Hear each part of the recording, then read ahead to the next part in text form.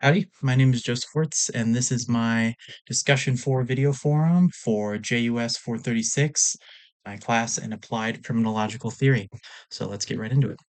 So today I'm going to be talking about the elements of social bonds.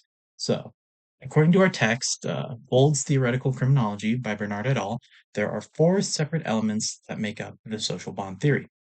Travis Hirschi believed that individuals who are part of a strong social bond are much less likely to commit delinquent activity. The four elements that make up this theory are attachment, commitment, involvement in conventional activities, and belief. So, how does each one of these help control a youth from engaging in delinquency? So, according to James Chris in his article, The Functions of the Social Bond, attachment is helpful as it assists in integrating to society. The article goes on to state that a child's attachment to their parents is one of the key indicators towards delinquency.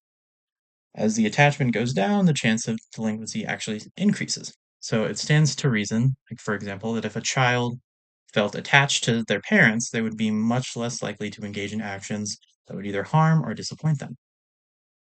Up next is commitment. Commitment is defined by Cullen et al. In Criminological Theory Past to Present as the idea that people will often shy away from committing crime purely in fear of the consequences. So, for example, if a child put in a lot of effort into school or work or something of that nature, they would be much less likely to commit a crime due to the potential damage it could cause their work that they already put towards conventional labor. Up next is involvement in conventional activities. This is a according to the text, this is a pretty simple concept.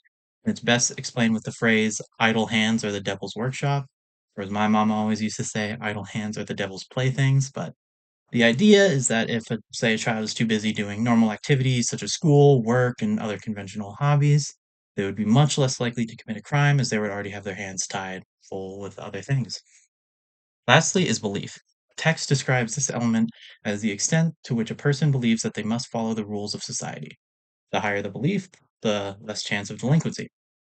So, thus, people who believe that they should follow the rules would face a lot more guilt in committing a criminal act and would be much less likely to, as opposed to someone who does not believe that they should follow the rules, they would face a lot less guilt in committing that criminal act.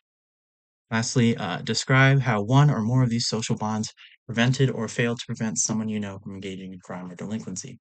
So back in the day, my sister had this friend, and she wasn't really a good influence on my sister. She was kind of a toxic person.